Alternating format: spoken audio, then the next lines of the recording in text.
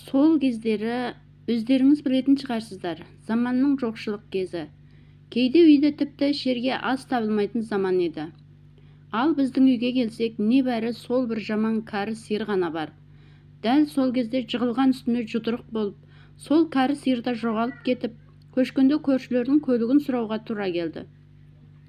Ал біздің жағдай мынау болғанда, көршімізде асып-тасып отырған адамдар емес еді. Бірақ берерім берсе де, алдымен өздері көшіп кеткесін барып, бізге көлігін беретін болды.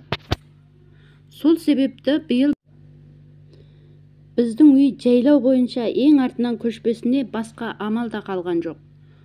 Сонымен мен біздің алдымызда көшетін көршінің барлық жұмысын істеп боп, олармен бірге еріп жүрдім.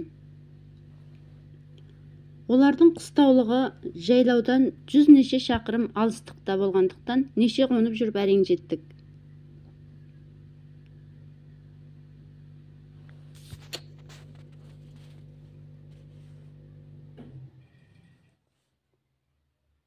Тағы сол өзім көмектескен дүние мүлкін көмектесіп жиып тастап, ол жерге бір қонып, ертесі таң бозынан бір шыны айранды қағып салдым да, сиырларды ертіп жолға шығып кеттім. Арманым үйге тез жету де, үйді көшіру.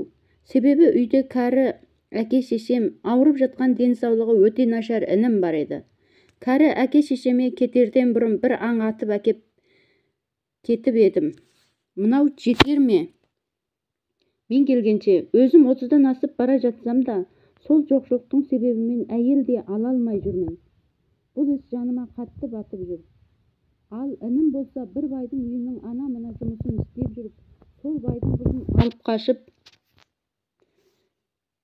келемін дегенде, бай біліп қойып, екі аяғын сындырып, үйде жатқанына міне тұп-тура 3 ай болды. Ана сынықшы мықты десе, соны барып әкеліп көрсетеміз. Мына сынықшы мықты десе, оған тағы көрсетеміз. Әйтеу білмеймін. Әлі жазылмады. Әуелі мен кетерде екі аяқтың еті қарая бастаған. Әрі өзі де қызып сандырақтай бастаған еді. Содан қатты алаңдап келемін. Жайлауда жалғыз әппақ кигіз үй ғана тұр.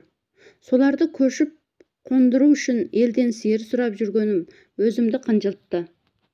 Көршінің сиырын аман-есен қолына тапсырсам, соның өзі үлкен бақыт. Ал мен болсам сол жүргеннен 2 күн жүріп, әрең дегенде өз үйіме де жеттім. Қаңғырап қалған жайлауда жүргіңде келмейді екен. Бұрынғы кеш батарда өрістен өріп келетін қойлар да адамға ес болады екен ғой. Біздің үй Қарашоқының түбінде отыратын. Бұрын алыстан қарасаң да түтініп будақтап тұратын еді үйіміздің. Ал қазір ештеңе көрінбейді. Не боп қалды екен деп жылдамдатып үйге қарай жүгірдім. Далада жүрген жан пендесі жоқ. Құлаққа ұрған танадай жым-жырт. Бірақ үйдің айналасынан бір белгісіз бірнеше жыртқыштың жортқан ізінің бар екенін байқадым. Сол сәтте жүрегім тас төбеме шықты. Жүгірген бойы үйге кіріп,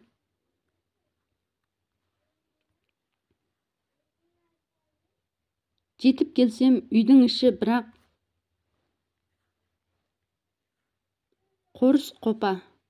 Әкем де, шешем де, інім де үйде жоқ. Кенеттен үйдің ішіндегі бір бөтен іздерді байқадым. Бұл не бәле болды? Өлді деген ой есіме сап ете қалды. Еңіреп жылап та үлгердім. Үйде бар бір қамшыны ала салып, үйдің маңайынан іздей жөнелдім. Дөңнің басына қалай шыққанымды да білмей қалыппын. Айналама қарасам, дөңнің ар жағында қараң-құраң бірдеңелер жүр. Осыдан келді. Қамшымды ала айғайлай солай бірақ жүгірдім. Қасқыр екен. Ал жерде жатқан менің інімнің мүрдесі. Қатты айғайлап жібердім. Ақ сүйек.